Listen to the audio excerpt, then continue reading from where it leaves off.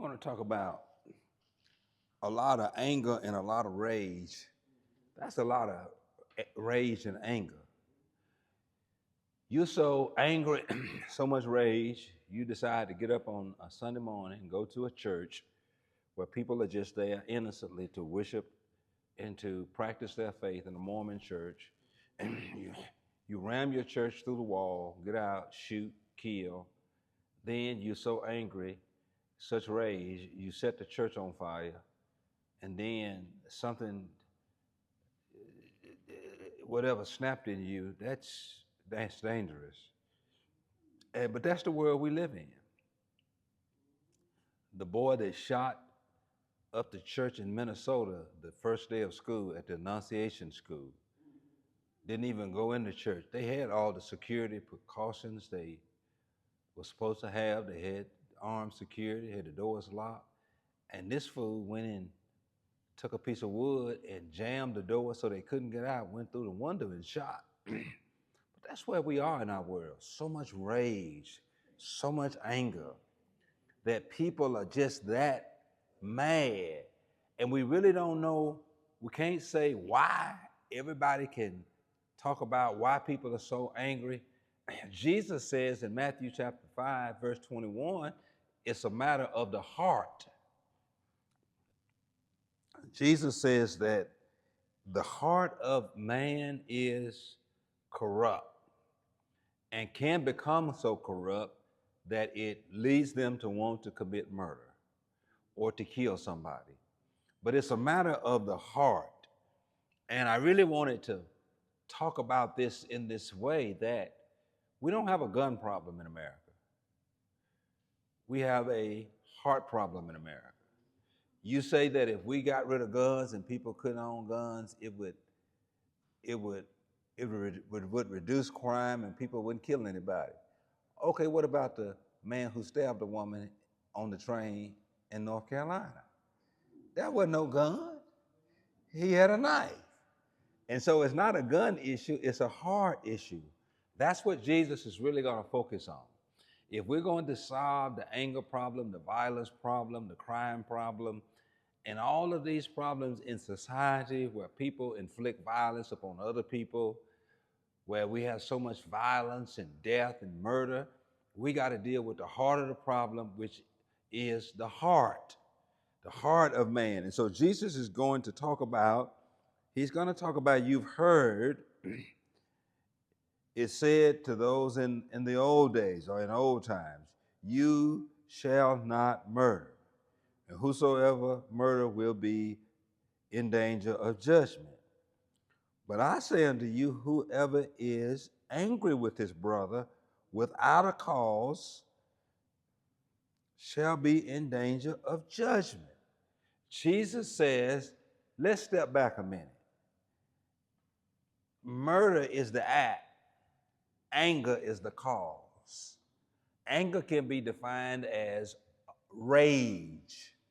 You are so out of control with your emotions that your heart is full of rage, which leads to murder. But Jesus says you could have stopped the murder if you would have dealt with the anger. You could have dealt with the condition of the heart that made you get so enraged, so out of control, that you went out and harmed another human being, and you didn't count that human being's life worthy of existing. So Jesus says, let's go back, let's step back, let's draw this back. Murder is what the anger led to. But Jesus is teaching the anger in the heart is the issue. The rage in the heart is the issue. That's why it's so important to deal with any anger that leads to rage that is in your heart, because if you're not careful, it will manifest itself. And what Jesus says in this text is murder. And that is the taking of human life. And so we got to get to a point in our country, and especially Christians, and especially in our culture and in our politics, where we stop feeding the anger and the rage that people already have.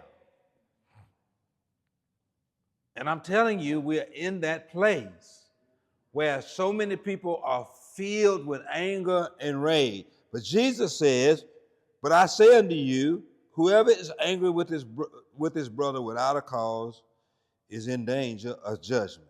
Now, Jesus goes as far as to say, now listen, you got to quit being so angry at your brother, your sister, your neighbor, your children, your parents, your fellow church members, your co-workers. Quit being angry with those people. Don't let your emotions, you might get upset, but don't become angry. You might be disappointed, but don't become angry. You might be hurt in a relationship about something, and you might be right, and it might be justified, but don't become angry. Learn how to deal with it before it becomes anger. Now, I'm telling you, you're gonna be disappointed in life. You're gonna be let down sometimes. You're gonna be betrayed sometimes. You're gonna be hurt sometimes. People are going to disagree with you sometimes, but don't ever let that turn into anger. It's just not that serious. That's what people do now. When they get disappointed, when they get their heart broken, or life doesn't give them what they want, and they don't get what they think they deserve out of life or from somebody or from something, they become angry. Jesus says that's dangerous, because that anger will lead to something else, because he says in that verse, and whosoever says to his brother, Raka, shall be in danger of the council. But whosoever says, you fool, shall be in danger of hell fire. Therefore, bring your gift to the altar, and there remember that your brother has done something against you. Leave your gift before the altar, go your way, first be reconciled with your brother, then come and offer your gift. Jesus says that when you come to church and you angry with somebody, and you mad with somebody, and you have a rage about somebody or a feud with somebody, the best thing for you to do is come on and pay your money. Leave it at the altar, because your intention is to pay it, but leave it at the altar, then go find the person that you are into it with or you mad at and reconcile. Well, if you don't want to do that, then you're giving in vain. You're giving in vain. You're absolutely giving in vain, because the gift is not more important than reconciliation and brotherly and Christian love toward one another. Listen, you ain't going to get nothing for giving money. You're going to get something for loving people, forgiving people, and being able to get along with people and demonstrating Christian love. Because listen, God don't need your money, but God desires for us to get along, to be good Christian witnesses.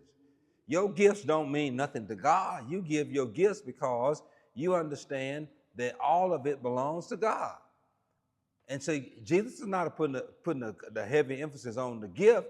He's putting the heavy emphasis on you making things right with your brother.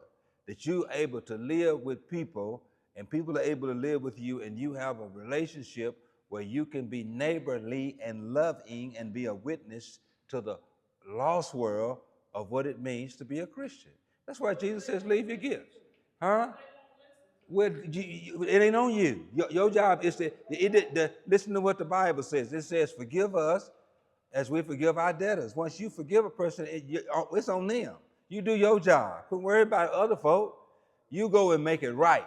And if they don't receive it, it ain't on you. You done your job. You ain't got to try to make things right with somebody who don't want to be right. The reconciliation ain't got nothing to do with the person saying something to make things right. It's you saying something and then letting something go and move on. And it is what it is. But you got to do your job. God ain't going to hold you responsible for what somebody else do or don't do. He's going to hold you responsible for what you do and don't do. Your job is to go and try to seek reconciliation, make things right. And if they don't receive it, you done your job. Then you right with God and you right with them. So that's what Jesus is saying. He says, first be reconciled with your brother, then come and offer your gifts. And then he says in verse 25, agree with your adversaries quickly while you are on the way with them, or when you're on good terms with them, when you can talk. Don't let it fester too long. He says, agree with your adversaries quicker. Sometimes the old people say you have to give up the right for the wrong. Just to be able to live peaceably and in the spirit of reconciliation, agree with your adversaries quickly.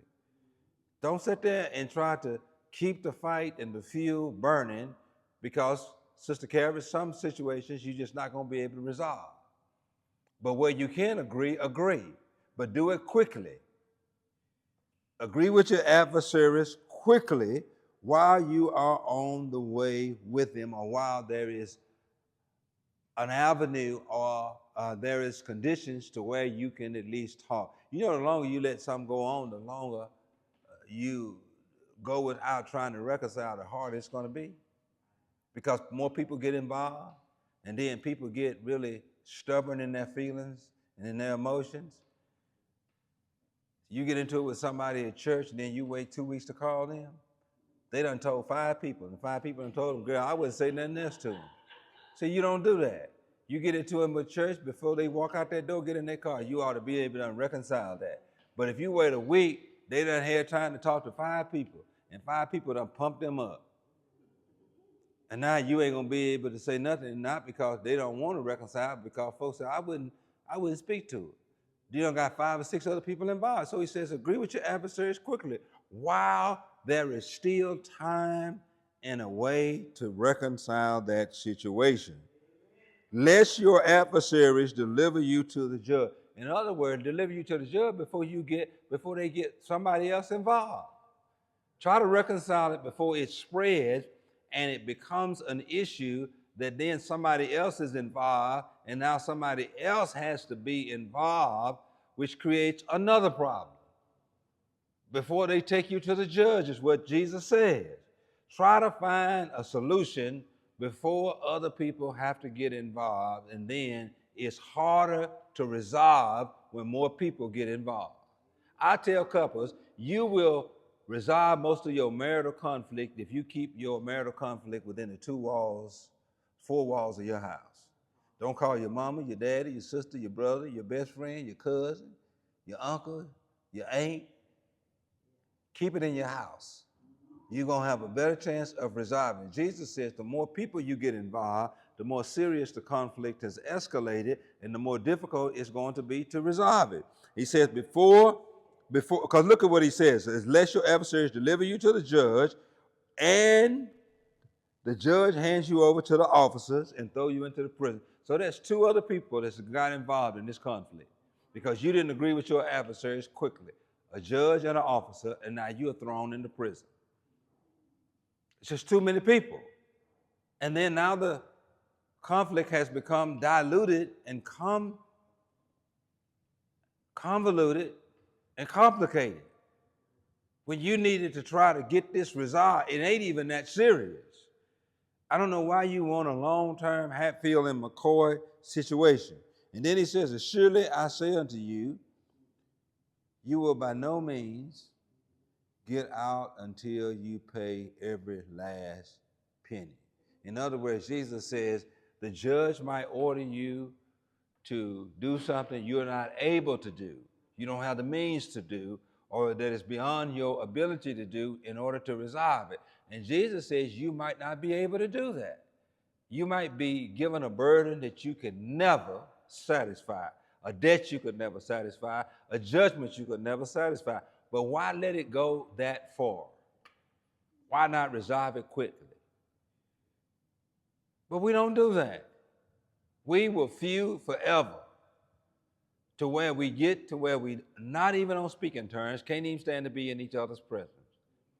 And we always see each other as each other's enemy. What do we get accomplished? Our church is guilty of that. How long are we going to fuss and fight? How long are we going to be mad? How long you gonna be mad about something that happened 10 years ago, 5 years ago? What difference does that make? This is 2025. Move on. We at a different place. You didn't win then, you probably ain't gonna win now. So let's move on and try to figure out what we can do to build it. That's why when we had the last business meeting, I said, don't come with no problems, come with solutions. Don't come talking about what we ain't doing right. Tell us what we need to do to do right, to build, to do better. Everybody can come with a complaint. But then some people want to bring conflicts into situations where they're not needed and necessary because you didn't resolve it last year, you ain't gonna resolve it this year.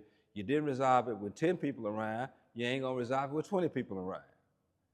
Sometimes you need to get the person you angry with, get in a room, lock the door, and y'all fuss it out, argue it out, and settle it.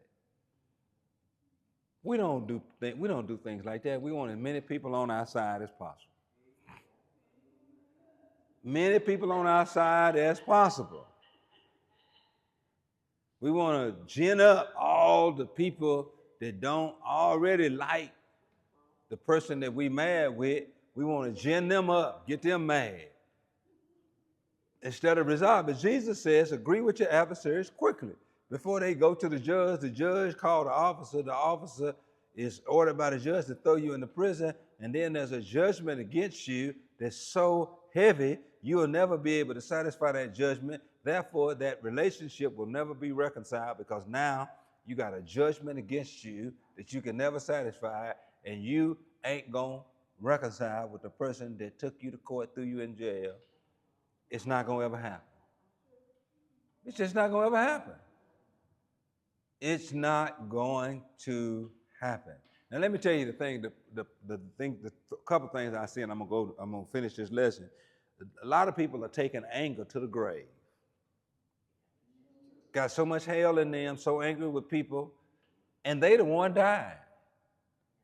Ain't no way on my deathbed I'm gonna tell anybody in my family, don't let this person do this, or don't let this person do that. Don't let this person come to my funeral. Don't let this person. That's the stupidest thing. Listen, but that's my point. First of all, hold up. Let me teach this lesson. That's my first thing. How you gonna know they're there? Secondly, you think that's the last thing I'm gonna say, and I'm dying. I'm gonna stand before a holy God, and the Bible says I'm about to be absent from and the bodies to be present with the Lord, and I'm gonna have to stand before the judgment seat of Christ, and I'm talking that crazy talk on my deathbed, that I'm that so angry with a person, and I'm about to die. At least the thief on the cross recognized, listen, I ain't dying like this. I'm finna get things right. And you might well quit talking that foolishness. The other thief was talking foolishness, and he said, you might well quit talking that foolishness because both of us finna die today. Ain't neither one of us getting off this cross. And since Jesus, listen, I ain't talking like he talking. Remember me and make things right. I'm dying with peace. And for people to get to that place where you die, and I've seen it happen in my 40 years of pastoring, my 57 years of living, where people die talking crazy on their deathbed. Are you kidding me? And you gonna stand before God? Huh?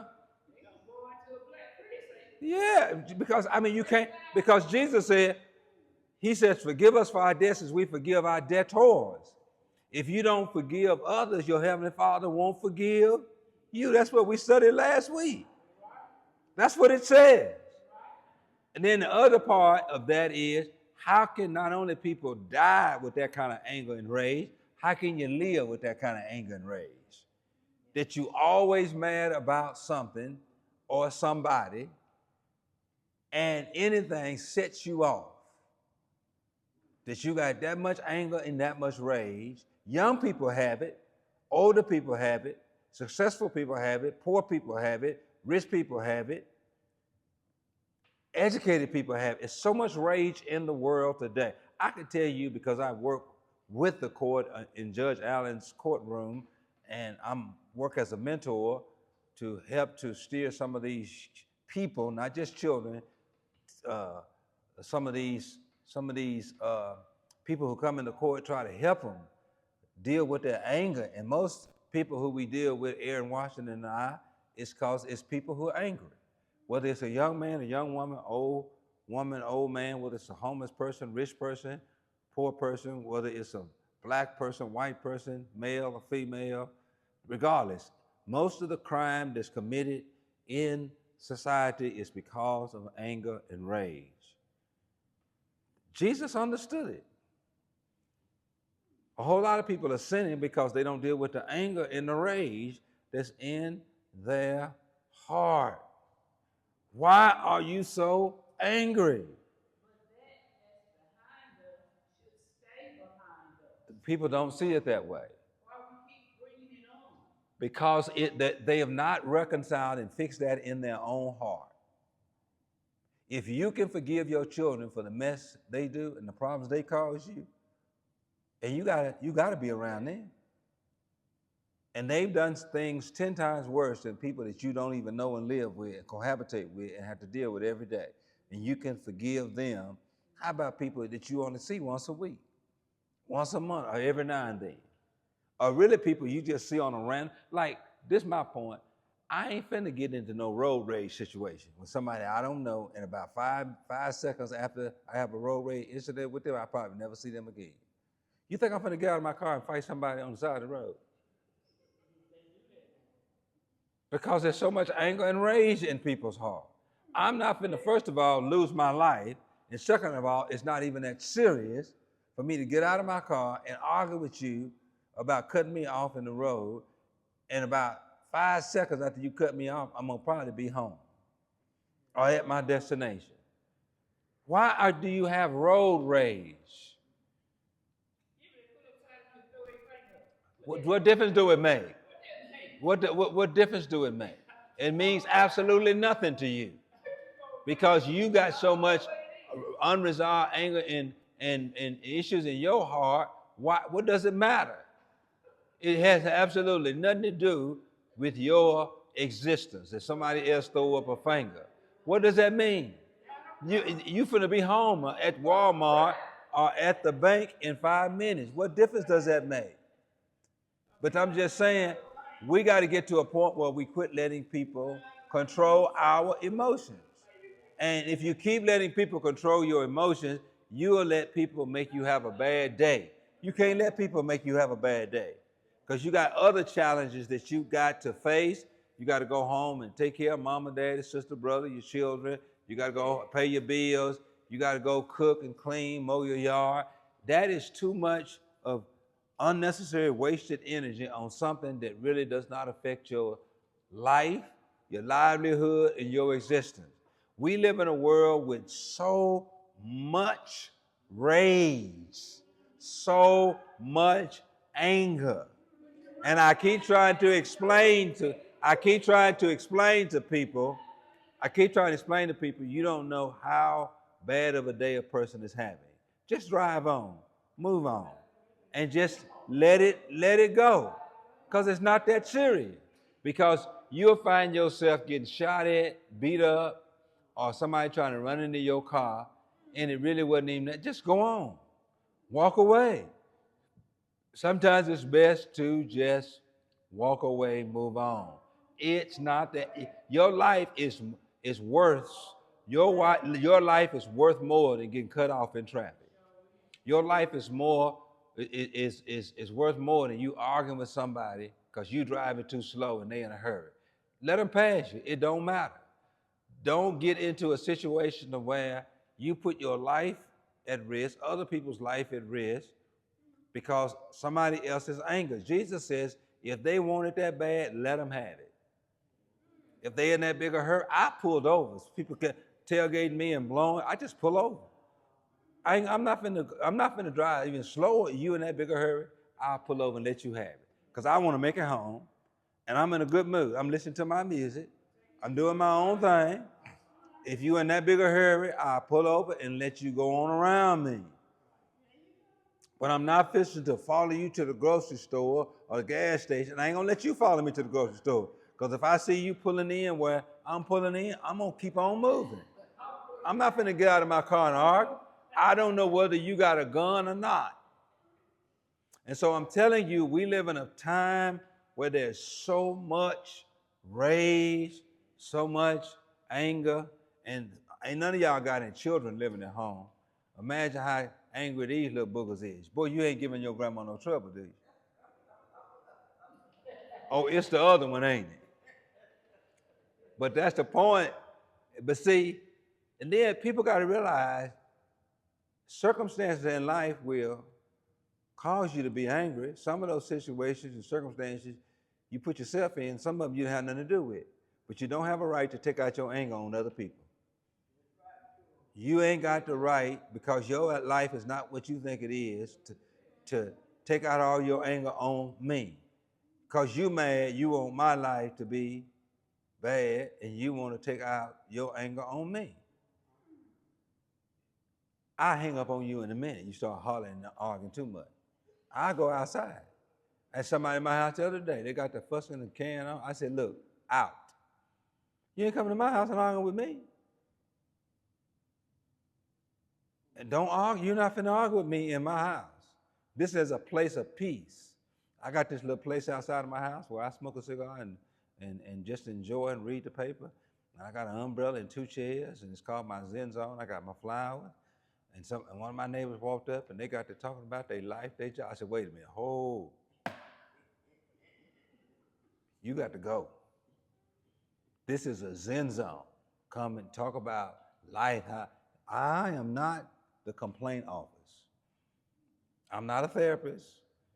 If you want to pay me, I'll listen to you. But we here to sit and just talk and be quiet. I don't even deal with some of my family members. My mother used to drive me crazy, calling and telling me about everybody in the family's problem. She angry, upset, mad. And she want me to be upset. No, I don't want to hear it. I'll listen to you talk about it, but you're not going to get me to adopt the same emotions and anger you have. So that's what this lesson is about. And we really got to talk about this because people are so mad, so angry. Just, you never know when a situation might become a mass casualty situation. And don't think you can't be a victim of it. It can be simple as going in the Dollar General or Walmart. We had a case in the court up there in Tupelo where a woman went in and got in a fight with a couple other women, and they injured some people that were in there. They tore up the whole store, knocked down about 5 aisles, throwing stuff. And then you can just be going to the gas station and 2 dudes fighting, and they start shooting the gun out the window. You just never know. You can be easily a victim of that.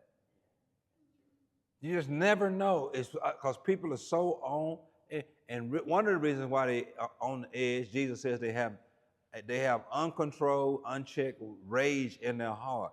And secondly, it's because they don't have a personal relationship with Him, because the Holy Spirit lives in us and He can calm us, keep us, and help us not be so out of control, angry, and rage.